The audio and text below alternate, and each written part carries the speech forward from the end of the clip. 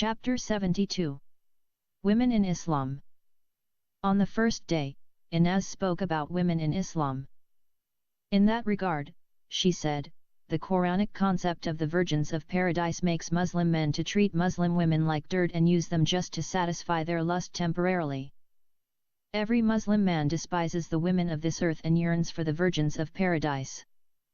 Islam teaches that the women of this earth are unclean, unfaithful, deficient in religion and intellect, condemned by Allah and are already on their respective journeys to hell. Perhaps, the best way to bring out this point correctly is to refer to what the most influential and greatest Muslim theologian and scholar Abu Hamid al-Ghazali mentions about women. The Imam al-Ghazali is called the greatest Muslim scholar of all time. He is considered to be the greatest Muslim theologian, scholar, jurist, mystic, philosopher, and thinker who ever existed beside the Prophet Muhammad. He was of a Persian descent. Al-Ghazali was known as Al-Ghazlis or Al-Ghazal to the Western medieval world. His influences in the Muslim world can be compared to Saint Augustine's achievements in the Christian world. The Defender of Islam or Proof of Islam, Hujjat al-Islam in Arabic, as he is frequently referred to, has authored around 1,000 books on the fiqh of Islam, Islamic science and jurisprudence. The Muslim historian Ibn Khaldun describes fiqh as knowledge of the rules of God which concern the actions of persons who find themselves bound to obey the law respecting what is required, sinful, disapproved or neutral. Al-Ghazali was accredited for achieving two goals which in my views they did damage to the Islamic community rather than improved it. He criticized Western philosophy and made it a taboo for Muslims until today. He also reconciled the Orthodox Islam with Sufism, that means the Muslim can follow Sharia laws and be a mystic at the same time. Before Al-Ghazali, the followers of those two schools hated each other and vehemently criticized and condemned one another. In his renowned book, The Revival of the Religious Sciences, the Imam Al-Ghazali defines the woman's role as follows. 1. She should stay at home and get on with her spinning. 2. She can go out only in emergencies. 3. She must not be well informed nor must she be communicative with her neighbors and only visit them when absolutely necessary. 4. She should take care of her husband and respect him in his presence and his absence and seek to satisfy him in everything. 5. She must not leave her house without his permission and if given his permission she must leave secretly. 6. She should put on old clothes and take deserted streets and alleys, avoid markets, and make sure that a stranger does not hear her voice, her footsteps, smell her or recognize her. 7. Her sole worry should be her al-bud, reproductive organ, her home as well as her prayers and her fasting, starvation for Allah. 8. If a friend of her husband comes when her husband is absent she must not open the door nor reply to him in order to safeguard her al-bud, her vagina. 9. She should accept what her husband gives her as sufficient sexual needs at any moment. 10. She should be clean and ready to satisfy her husband's sexual needs at any moment. The greatest theologian warns all Muslim men to be careful of women for their guile is immense and their mischief is noxious, they are immoral and mean-spirited. Al-Ghazali also states, it is a fact that all the trials, misfortunes, and woes which befall men come from women. In his book, Counsel for Kings, the Imam al-Ghazali sums up all that a woman is fated to endure her lot because of Eve's sin in the Garden of Eden. When Eve ate fruit which he had forbidden to her from the tree in paradise, the Lord, be he praised, cursed women with 17 punishments. 1. Menstruation. 2. Childbirth. 3. Separation from her father and mother and marriage to a stranger. 4. Pregnancy. 5. Not having control over her own person. 6. A lesser share in inheritance, 1/2 of the male entitlement as per the Quran. 7. Her liability to be divorced and inability to initiate divorce. 8. Acknowledge the law allowing man to have 4 wives, but for a woman to have only one husband. 9. The fact that she must stay secluded in the house. 10. The fact that she must keep her head covered inside the house. 11. the fact that weight of 2 women's testimonies have to be set against the testimony of a man. 12. The fact that she must not venture beyond the house unless accompanied by a near relative, a muharram. 13. The fact that men take part in Friday and feast days public prayers and funerals while women do not. 14. Disqualification for leadership and judgeship, that means the Muslim woman is not allowed by the Sharia to be a leader, president, boss, or judge. 15. The fact that merit has 1,000 components, only one of which is attributable to women, while 999 are attributable to men. 16. The fact that if women are profligate they would be given twice as much torment as to the rest of the community at the resurrection day. 17. The fact that if their husbands die they must observe a waiting period of 3 months and 10 days before remarrying. The idea that a woman's sole purpose and duty is to stay at home to satisfy the sexual appetite of her husband is again summed up in Al-Ghazali's book, Proof of Islam. This most influential thinker of Islam has molded the minds of millions of Muslims with his opinions on woman's character. He said, if you relax the woman's leash a tiny bit, she would take you and bolt wildly. Their deception, women, is awesome and their wickedness is contagious. Bad character and feeble mind are their predominant traits. Al-Ghazali also exhorted women, a wife should never refuse her bud, her vagina, to her husband even if it is on the saddle of a camel. This advice is always quoted by Islamic religious leaders in the Muslim world. It recently quoted by the Damned Obedient Wives Club in Malaysia. This strange advice is taken from a hadith of the Prophet Muhammad where he said that the wife should not say no to her husband's sexual need even if the two are sitting on the saddle of a moving camel. Al-Ghazali forbids Muslim men to teach their women to read and write, do not add evil to unhappiness. He quotes his Prophet Muhammad, prevent women from learning to write, adopt positions opposite those of women. There is great virtue in such opposition. As the supreme jurist, Al-Ghazali defined marriage for Muslims, marriage is a form of slavery. The woman is man's slave and her duty therefore is absolute obedience to the husband in all that he asks of her person. Islam allows a man to marry 4 women at any one time and to beat his women, Quran Surah 4:3, and Surah 4:34. It allows only the man to initiate divorce, and in matters of law, reduces her testimony to half of that of a man. This in fact renders her solitary testimony as inadmissible. If a Muslim woman witnesses the slaughter of her own son she cannot testify in court about his murder. In addition to the other irregularities mentioned before, a man is promised 72 virgins in paradise and the woman is fated to hell fire. To compound the gender inequality, women have to contend with widespread honor killings, child marriage, wife beating, and female genital mutilation. Although, there are so many injustices against women in Islam but the biggest evil has to be female genital mutilation. Female genital mutilation is based on 3 authentic hadiths of the Prophet Muhammad which advocate female genital mutilation as compulsory for all Muslim women. According to Prophet Muhammad, female genital mutilation is a preservation of honor for women, Sunan Abu Dawud. Following the commandment of their Prophet, majority of Muslims circumcise their female children with the belief that such practice helps their daughters preserve family honor.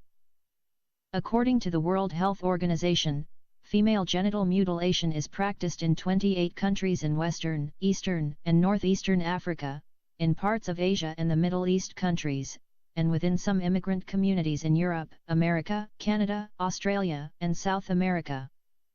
The World Health Organization has offered 4 classifications of female genital mutilation. The mainly practiced ones are Type 1, Type 2, and Type 3.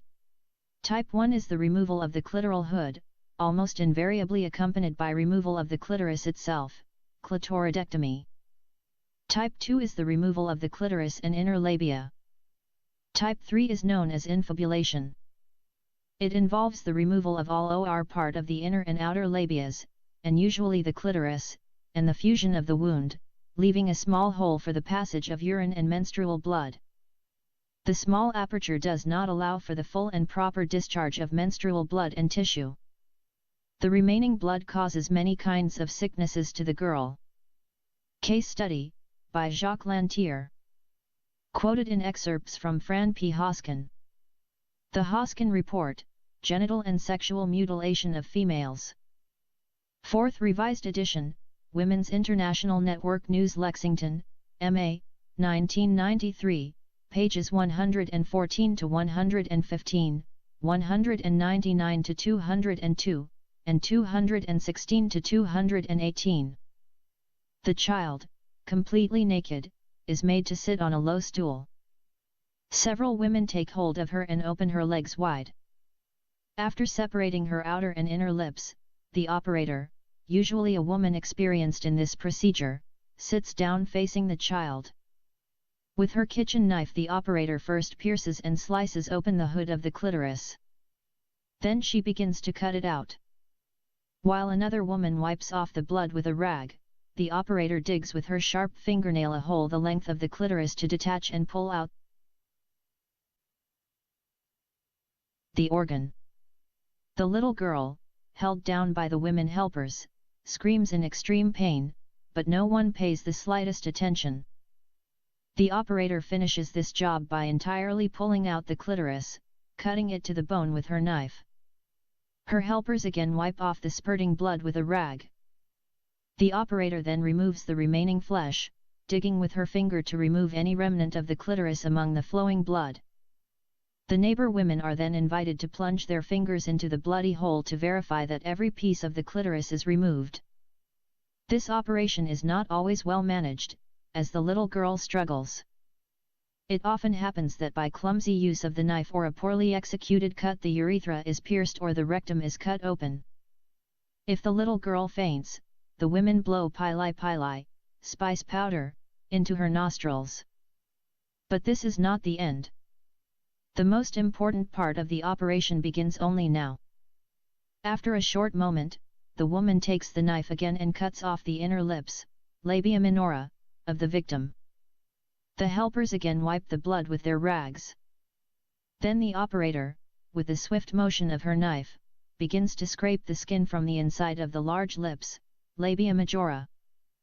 The operator conscientiously scrapes the flesh of the screaming child without the slightest concern for the extreme pain she inflicts. When the wound is large enough, she adds some lengthwise cuts and several more incisions. The neighbor women carefully watch her work and encourage her. The child now howls even more. Sometimes in a spasm, children bite off their tongues. The women carefully watch to prevent such an accident. When her tongue flops out, they throw spice powder on it, hot red chili, which provokes an instant pulling back of the organ. With the abrasion of the skin completed according to the rules, the operator closes the bleeding large lips and fixes them one against the other with long acacia thorns. At this stage of the operation, the child is so exhausted that she stops crying but often has convulsions. The women then force down her throat a concoction of plants. The operator's chief concern is to leave an opening no larger than a kernel of corn or just big enough to allow urine, and later the menstrual flow, to pass.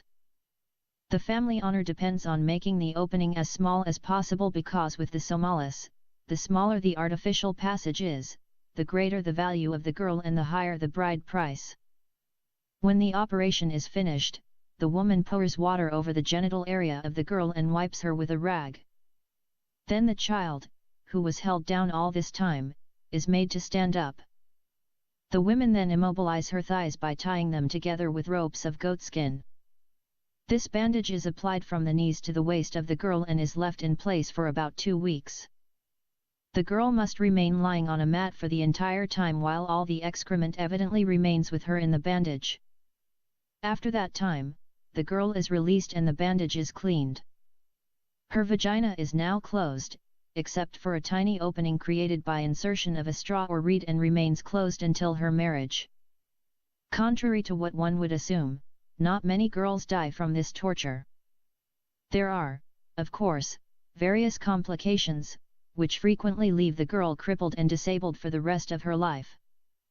According to Daniel Boyarin, religion is clearly for many if not for most cultures one of the primary systems for the construction of gendered roles. Boyarin 1998, page 117.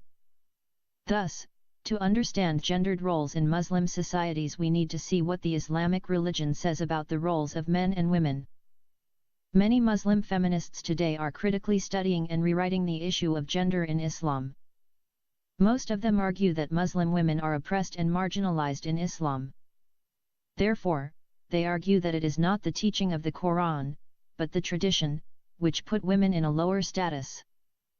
In order to uplift women and give them equal rights as men, Muslim feminists argue that the misogynistic hadiths, sayings of the Prophet, must be disregarded.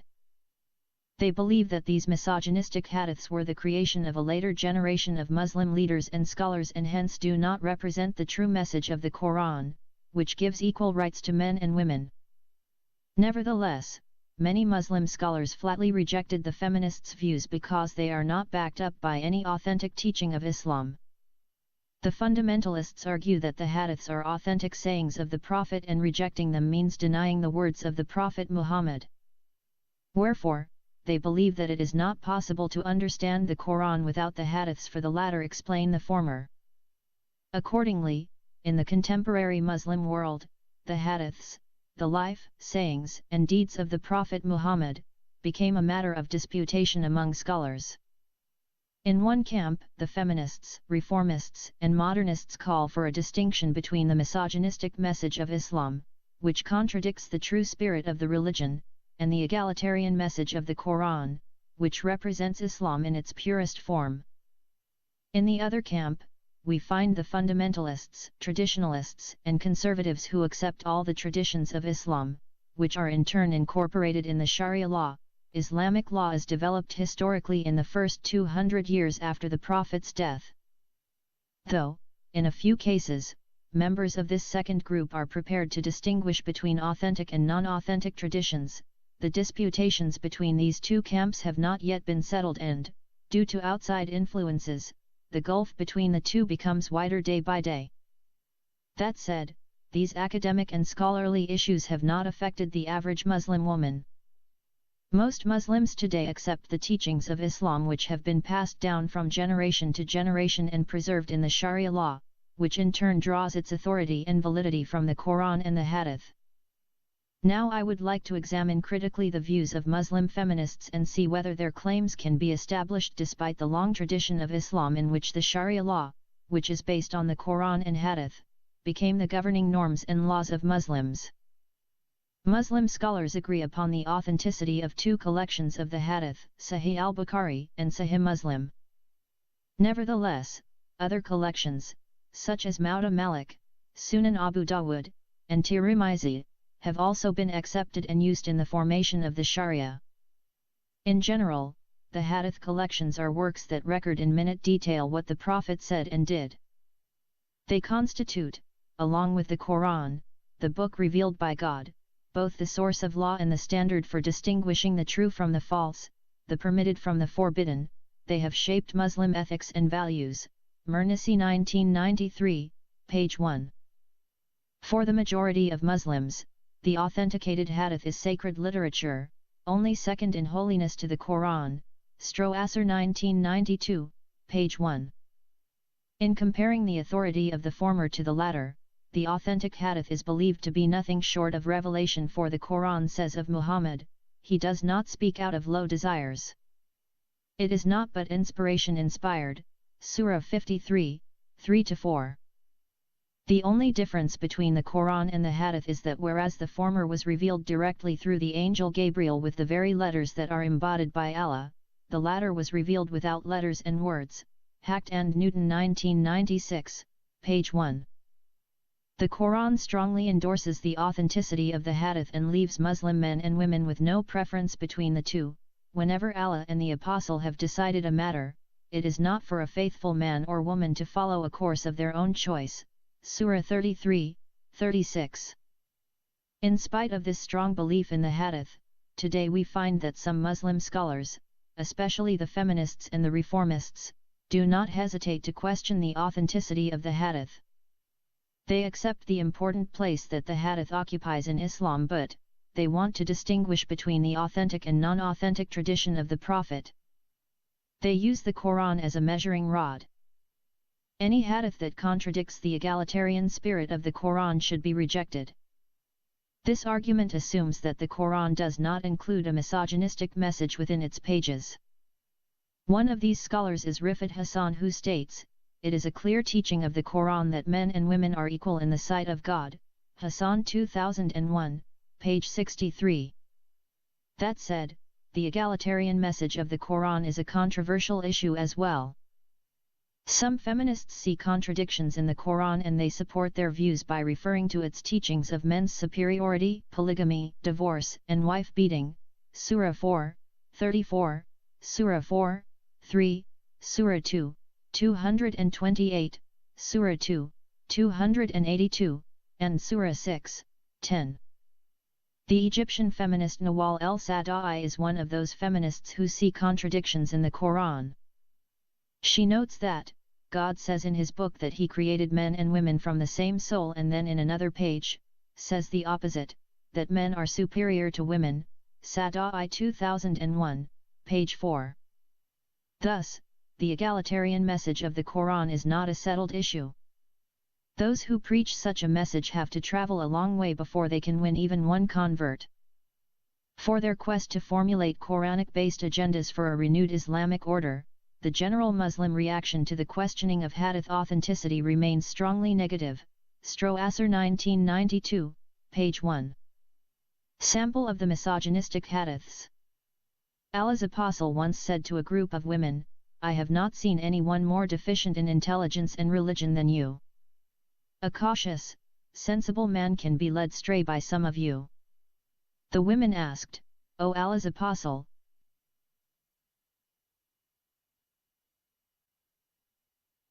what is deficient in our intelligence and religion?" He said, "Is not the evidence of two women equal to the witness of one man?" They replied in the affirmative. He said, "This is the deficiency of your intelligence. Isn't it true that a woman can neither pray nor fast during her menses?" The women replied in the affirmative. He said, "This is the deficiency in your religion." Sahih Bukhari, Hadith number 301 and 856. The authenticity of the above hadith is beyond dispute.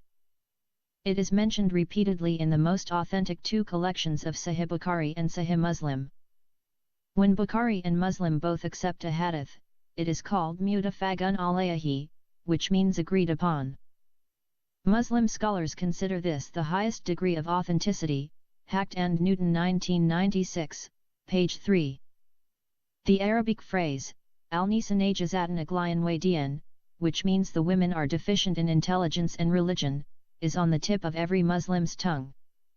This statement is used by scholars as well as lay people to define women. There is a famous proverb in the Arab countries, which says, "If a woman becomes an axe she would not cut a head." This proverb does not only mean that the woman is weak, but she is utterly useless. To turn to further examples of the misogynistic hadiths of the Prophet Muhammad. The woman is like a rib, if you try to straighten her, she would break. So if you want to get benefit from her, do so while she still has some crookedness. Sahih al-Bukhari, Volume 7, Hadith number 113. Women are ungrateful to their husbands and are ungrateful for the favors and the good, charitable, deeds done to them. If you have always been good, benevolent, to one of them and then she sees something in you, not of her liking, she would say, "I have never received any good from you." Al-Bukhari Volume 1, Hadith number 28. When a woman comes, she comes in the form of a devil. Sahih Muslim, Hadith number 3240. The Prophet said, "I have not left any fitna, calamity after me more detrimental to men than women." Al-Bukhari and Muslim agreed upon this hadith. Sahih al-Bukhari, Volume 7, Hadith number 33. O women! Give alms, as I have seen that the majority of the dwellers of hellfire were you, women. Sahih al-Bukhari Volume 1, Hadith number 301. Amongst the inmates of paradise the women would form the minority. Sahih Muslim, Hadith number 6600. The Prophet Muhammad said, "Those who entrust their affairs to a woman would never know prosperity," quoted by Mernisi 1993, page 49. Fatima Mernisi notes that, some hadiths, prophetic tradition, originated from Kitab al-Bukhari, Sahih al-Bukhari, which are told by the teachers Hermi. They state that the Prophet said, "Dog, donkey and woman would annul anyone's prayer whenever they pass ahead them, break off between the praying man and Qibla." I was shocked to hear that sort of hadith and never repeat it with the hopes that silent would wipe away this hadith out of my mind. I asked, how come the Prophet said that sort of hadith which hurt me so much? How could the beloved Muhammad hurt a little girl who is in her growth, attempt to make him as pillars of her romantic dreams? Mernisi 1991, page 82. Muslim women and the tradition. Perhaps the most accurate accounts in which Muslim women have been placed by the Islamic heritage can be found in the writings of the Egyptian Muslim liberal thinker, Sayyid Mahmud al-Kimni. In his book, Rab al-Zaman, The Lord of This Time, under an article entitled Women in Religious Heritage and Legends, which he delivered as a lecture to the People's Progressive Women's Union, al-Kimni held the Islamic heritage responsible for degrading Muslim women, al-Kimni 96, page 219. According to him, the religious heritage made the woman to believe, she has been created from a bent rib, deficient in religion and intellect, her testimony equals half of a man's, her inheritance is half of a man's, she cannot divorce her husband, page 220. The Muslim woman believes herself to be a Satan and therefore she cannot control her sexual desires, page 221. According to the Islamic heritage, woman succumbs to her lust and not intellect. She has a natural tendency to cheat on her husband, because she was one of the four that could not be trusted: money, sultan, time, and woman, page 220. Woman had been created for the comfort and enjoyment of her husband. In that way, the religious heritage made the Muslim woman to believe herself to be a mere vagina and hence she became horma, taboo, and haram, forbidden, page 221. Therefore, if she kept her faith in her vagina and gave enjoyment to her husband and master, she would enter heaven, page 220. Woman's faith could not be perfected except by her complete obedience and submission to her husband, and such obedience would secure to her a place in heaven as a prostitute among the many harem of the man, page 221. This gloomy picture that al-Kimni depicted for the Muslim woman irritated many Muslim female professors and ulama or scholars of Al-Azhar University who believed that Islam had honored the woman and put her in the best place. Al-Kimni states that, the Quran gives two contradictory rights for women, al-Kimni 2004, page 170.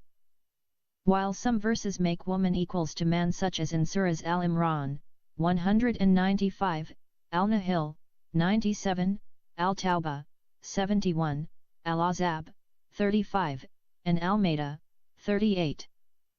This positive attitude towards woman was distorted by Surah Al-Nisa 4, 34, which allows the husband to beat his disobedient wife.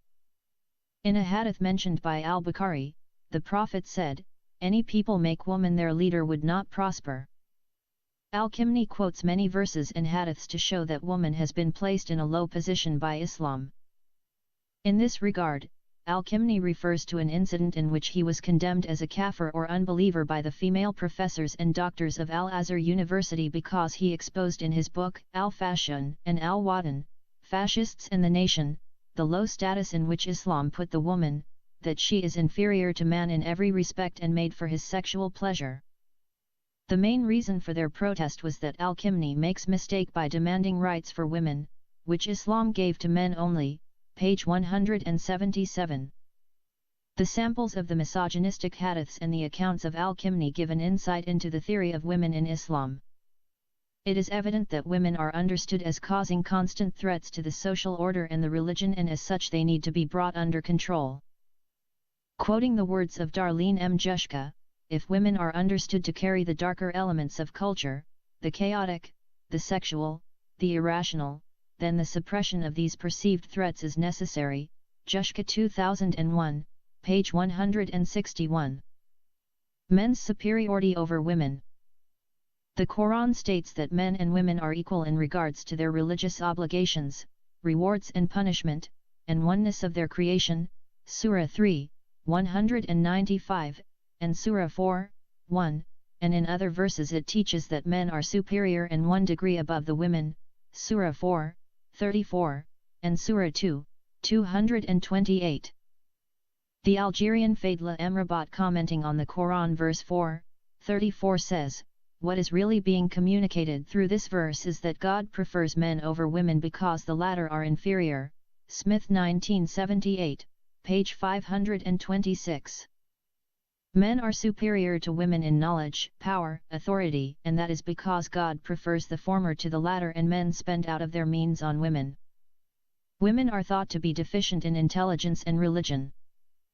Women are deficient in gratitude and as witness, the Quran states, "And call into witness 2 witnesses, men, or if the 2 be not men, then 1 man and 2 women, such witness as you approve of, that if 1 woman errs the other would remind her." Surah 2, 282. Women are ungrateful to their husbands and are ungrateful for the favors and the good, charitable, deeds done to them.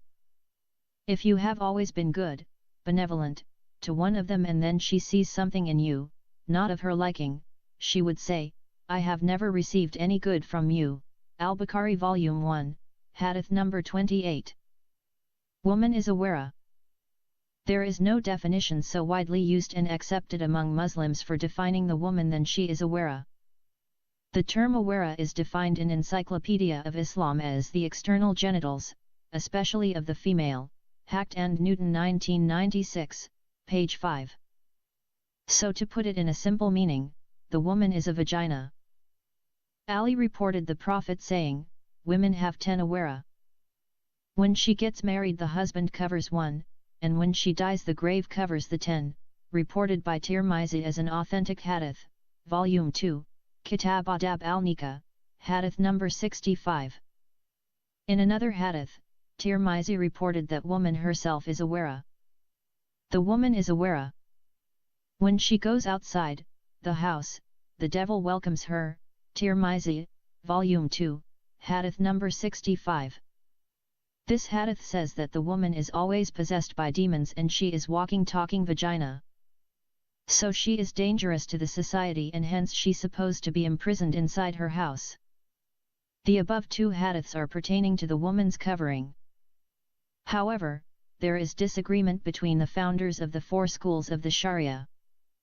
While Maliki and Hanbali schools allow the hands and face to remain uncovered, the Hanafi and Shafi considered them to be Arawa and hence demand the woman to be completely veiled from head to feet. Hacked and Newton 1996, page 5. Some Muslim groups like supporters of the Prophet's Sunnah and Muslim Brotherhood considered even the woman's voice as a wara and therefore would not permit her to speak anywhere.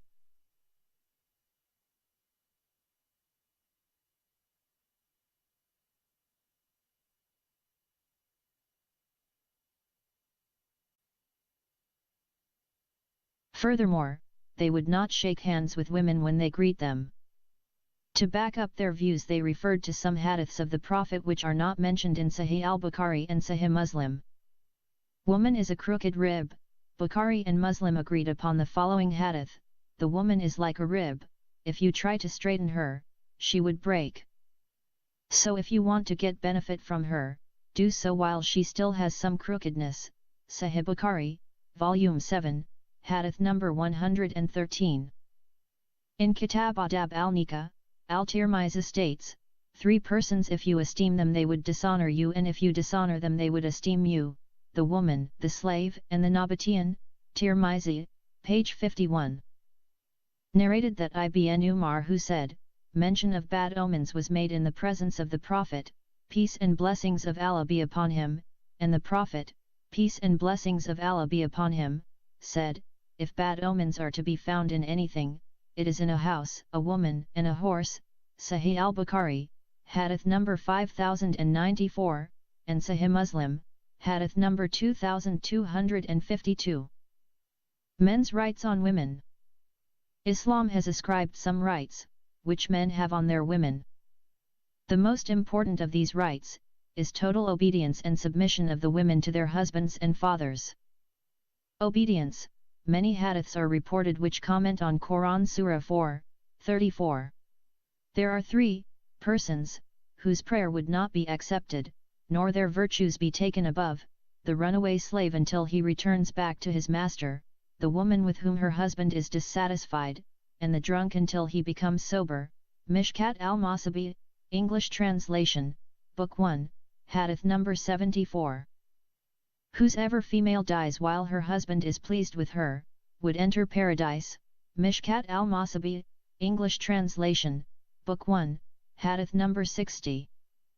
The Prophet of Allah said, when a man calls his wife to satisfy his desire, let her come to him though she is occupied at the oven. Mishkat al-Masabi, English translation, Book 1, Hadith number 61.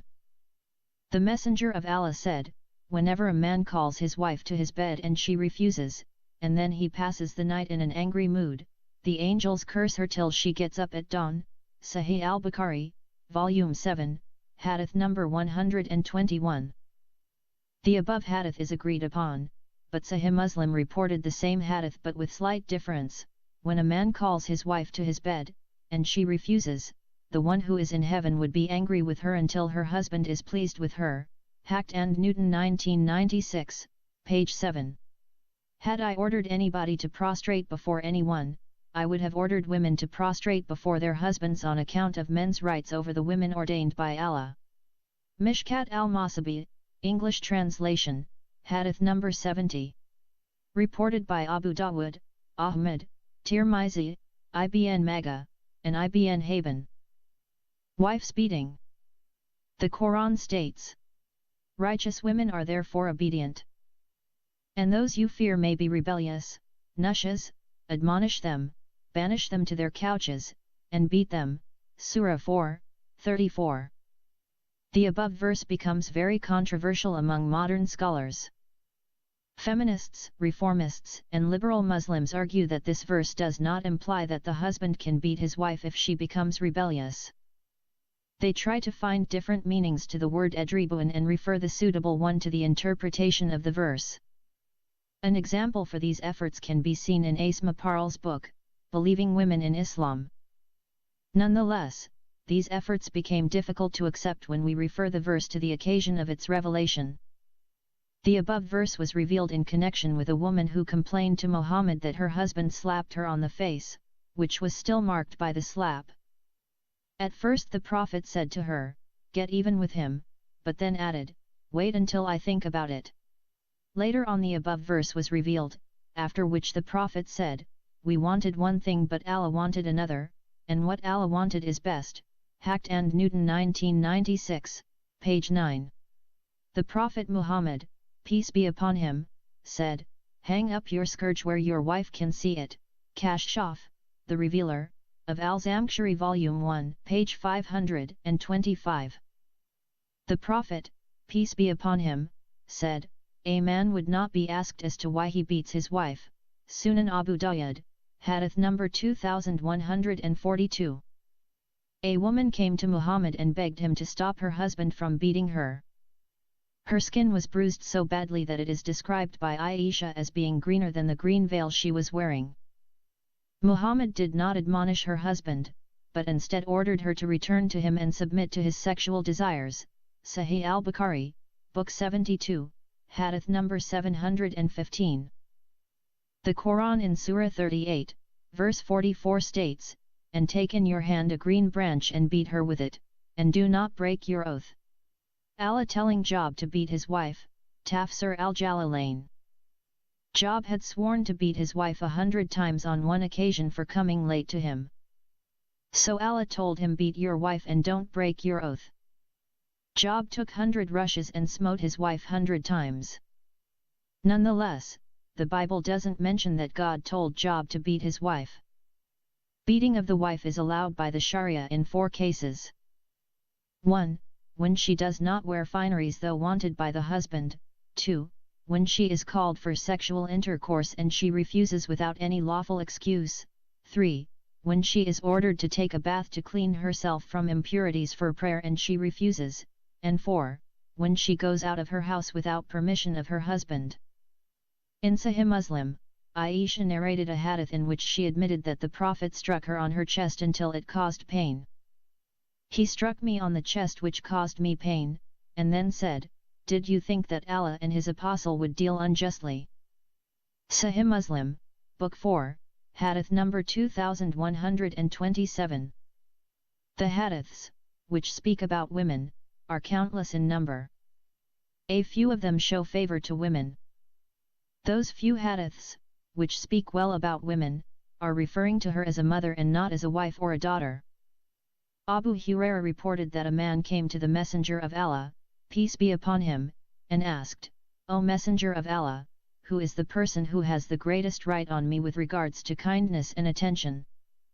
He replied, "Your mother." "Then who?" He replied, "Your mother." "Then who?" He replied, "Your mother." "Then who?" He replied, "Your father." Paradise is under the feet of mothers. Dr. Suhaib Hassan, commenting on the second hadith, said, "The above hadith with this wording is daif, which means unauthentic, but its meaning is contained in the hadith of Ibn Majah and al-Nasa'i that a man came to the Prophet, may Allah bless him and grant him peace, and said, 'O Messenger of Allah, I intend to go on a military expedition, but I have come to ask your advice.' He said, 'Is your mother alive?'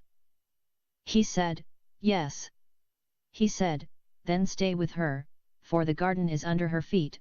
Hacked and Newton 1996, page 12.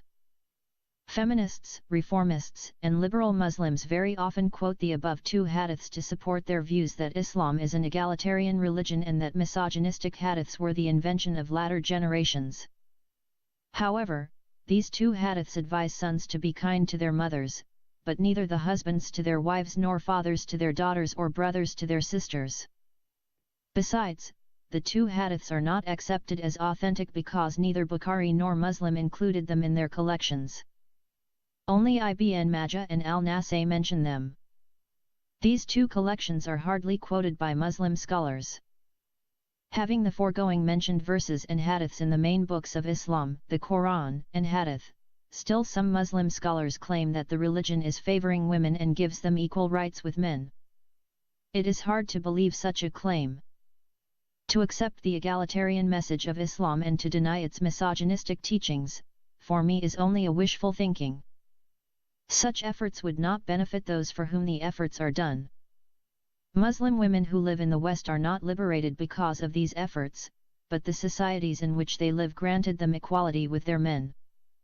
Muslim women who live in Muslim societies are still live under the bondage of Muhammad's teachings about women. We have mentioned in general the teachings of the Quran and the Hadith about women. Now, we have to state briefly the effects these teachings have exercised on the Muslim woman's life. I would refer to marriage in general and concentrate on polygamy. For nothing is more criticized in Islam than the practice of polygamy. Critics pointed out many reasons to show that women in Muslim societies are treated as secondary citizens with no equal rights to men. But, critics singled out polygamy as evidence to the oppression of women in Islam. For that reason, in our modern day, scholars are extensively exploring the place of woman in Islam and made polygamy the focus of their researches. Marriage is defined as a permanent, immediate, and unconditional civil contract, which is not contingent, between two persons of opposite sexes for mutual enjoyment and procreation of children. Verma 1988, page 56. As we shall see soon, this definition doesn't apply to the concept of marriage in Islam. The two concerned persons who sign the marriage contract in Muslim countries are not necessarily the husband and the wife. According to Shafi and Maliki Sharia schools, a woman is utterly incompetent to enter into a marriage contract either herself or for another, even though her guardian should authorize her to do so. A father can contract the marriage of his virgin daughter without asking her consent, whatever her age. Verma 1988, page 24. There are no specific minimum age limitation. in marriage in Islam. This is because the Prophet Muhammad had married Aisha at the age of 6 and slept with her when she was 9 years old. The Quran also allows the girl to get married before she reaches the age of having her menstruation. Such of your women as have passed the age of monthly courses, for them the prescribed period, if ye have any doubts, is 3 months, and for those who have no courses, it is the same for those who carry life within their wombs, their period is until they deliver their burdens, and for those who fear Allah, He would make their path easy. Surah Al-Talaq 65, verse 4. The commentator Ibn Kathir explains this verse as follows: there are 3 kinds of women. Those who grown old and their periods ceased, and those small girls who have not yet have their periods. The old women and the underage girls who have not yet menstruate, if they get married and divorced, they have to stay 3 months before they are allowed to get married again. The third type of women are those who still have their periods or pregnant. Those women have to stay 3 months and 10 days before they remarry again. There are 4 types of marriages in Islam. 1. Monogamous marriage. It is a lawful relationship between one man and one woman. 2. Polygamous marriage. A lawful relationship between one man and more than one woman, not to exceed 4 wives at a time. 3. Muta or enjoyment marriage. It is a temporary lawful relationship between a man and a woman. The relation could be 1 hour, 2 hours, 3 days, a month, etc. The enjoyment marriage doesn't require a judge or witness. The man says to the woman, "I marry you myself," and she says to him, "I marry you myself." This kind of marriage differs from the ordinary marriage because it does not aim at a continuous married life, but the enjoyment in a lawful way. It has been permitted by the Prophet, but abolished by the second Caliph, Omar ibn al-Khattab. Since this kind of marriage is permitted by the Quran, in Surah Al-Nisa 4:24, the Caliph Omar had no legal right to abolish it. According to the Sharia law, no one has the right to abrogate any verse from the Quran after the death of the Prophet Muhammad. The muta marriage is unlawful in Sunni Islam, but practiced until today by the Shiite Islam. In Iran, it is estimated that over 70% of temporary wives became prostitutes. Woodsmall 1983, page 119. 4. Al-Mihyar marriage. Al-Mihyar marriage institution in Islam, allowing for a lesser form of relationship between man and woman than normal marriage. Mihyar is an official relationship between man and woman, but does neither involve that the two live together, nor that the man is economically responsible. Mihyar allows the man to have a normal wife in addition to his mihyar wife. The mihyar wife is expected to live with her parents, and her husband can visit her according to a predetermined schedule. Mihyar has been practiced in Saudi Arabia and Egypt for years. The Egyptian Sunni Imam Sheikh Mohammed Sayyed Tanta'i and the Mufti of Egypt officially legalized it in February 1999, and has also been defending the arrangement of mihyar. 5. Al-Zawaj al-Urfi or the traditional marriage. Al-Zawaj al-Urfi or traditional marriage is a kind of an Islamic marriage, which is socially unrecognized and unaccepted by Muslim families. It is like the Shiite muta marriage, or enjoyment marriage, where the boy and the girl marry themselves to each other without the knowledge of their families and without mazun or judge, witnesses, and any official document.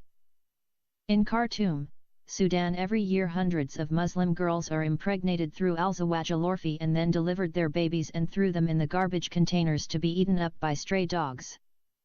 Sometimes, people rescue those unfortunate babies before they die. Many times those poor babies lost some of their limbs, such as a hand or leg, which had been eaten up by stray dogs. The recent increase in the number of those cast-away babies forced the Islamic government of Sudan to open the Dar al-Magama Center to take care of those unwanted babies. However, no one is allowed to adopt one of those children and give them his name because adoption is illegal in Islam.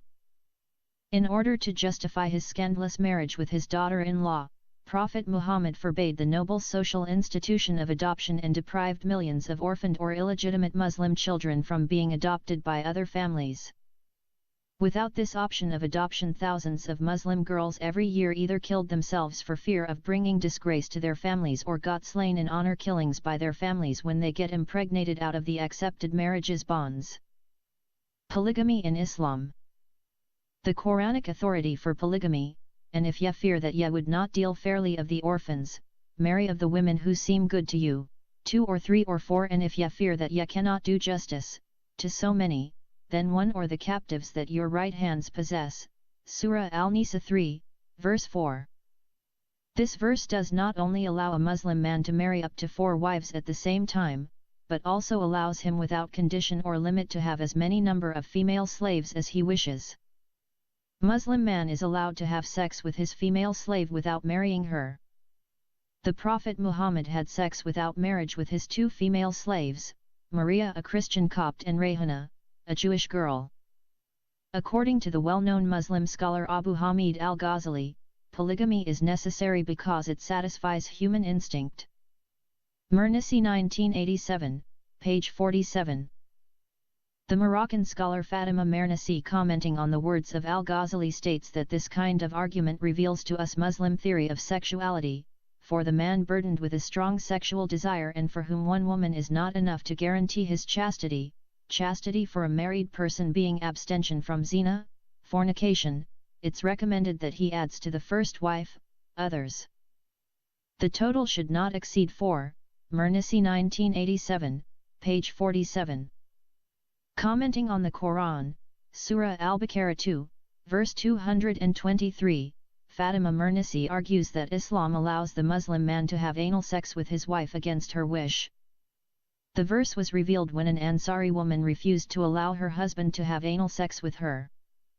Mernisi 1993, page 145. Then the woman went to Salama, wife of the Prophet and women's representative, and requested her to bring the matter before Muhammad. When Salama inquired from the Prophet, a verse descended from heaven, which says, "Your women are a tilt for you, to cultivate, so approach your tilt in any position you wish." Quran 2, 223. This verse gave men the right to choose the sexual position they want, and if they desire they are permitted to sodomize their wives against their wishes. Mernisi 1993, page 146. Polygamy in Islam is associated with the belief that women are sources of pleasure and enjoyment for men. History of Islam revealed that women were used by their male partners for the purpose of entertainment.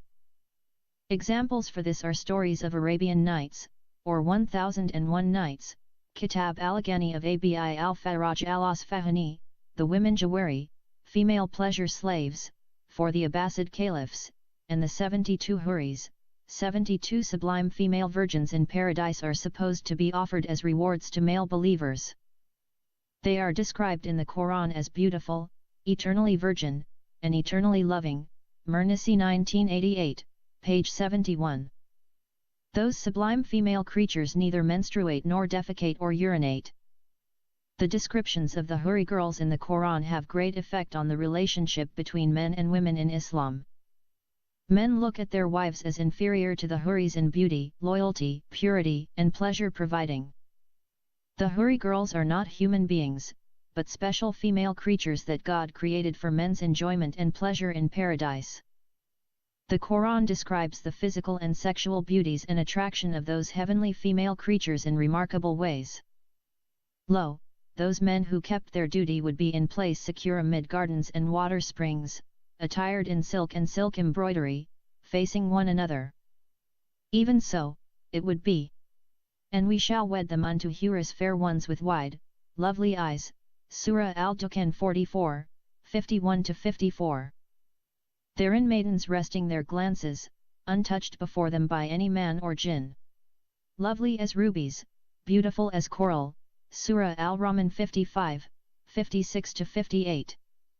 The fair, the beautiful ones Huris. With large eyeballs, kept close in their pavilions. Surah Al-Rahman 55, 72. Surely for the God-fearing awaits a place of security, gardens and vineyards, and maidens of swelling breasts, kawaib, like of age, and a cup overflowing. Surah Al-Muzammil 73, 33. Kawaib means the woman who has breasts that are swelling and firm, not sagging. Hacked and Newton 1996, page 16. A woman does not give trouble to her husband in this world, but his wife of the pure-eyed one's Hurus does not say to her, do not give him trouble. May Allah destroy you. He is only a passing guest with you, and it is very near that he would soon leave you to come to us.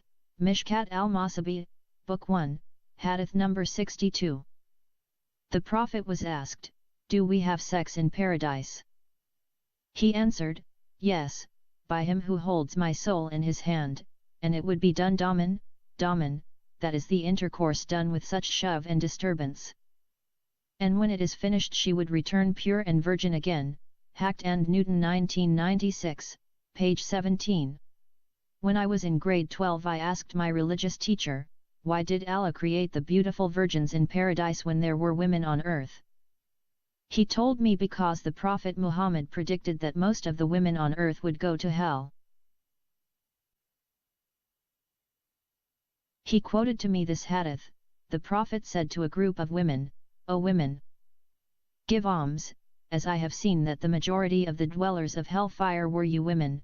Sahih al-Bukhari Volume 1, Hadith number 301. Besides the legal authorization of the practice of polygamy by the Sharia law, there are other social factors encourage the practice in the Muslim societies. The most important of these factors are honor, barrenness, and circumcision of Muslim girls. Mernisi stated, the concepts of honor and virginity locate the prestige of a man between the legs of a woman. Mernisi 1988, page 34. When a woman fails to bleed because of penetration to break her hymen, is considered as a failure of social test, she is taken back by the groom and his family to her own family. Yamani 1981, page 149. In some cases, the husband might keep his wife, but marry another one to meet the virginity test. However, the first woman would be treated inferior to the second wife.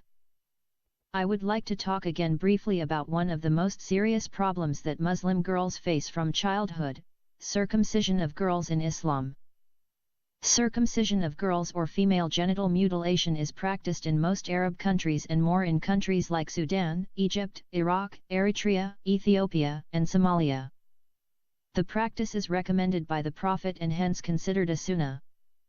The main reason for the circumcision of girls, according to the jurists, is to restrain lust or the sex drive.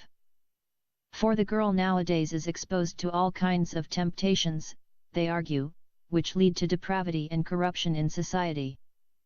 According to the Prophet's statement, circumcision is a law for men and a preservation of honor for women.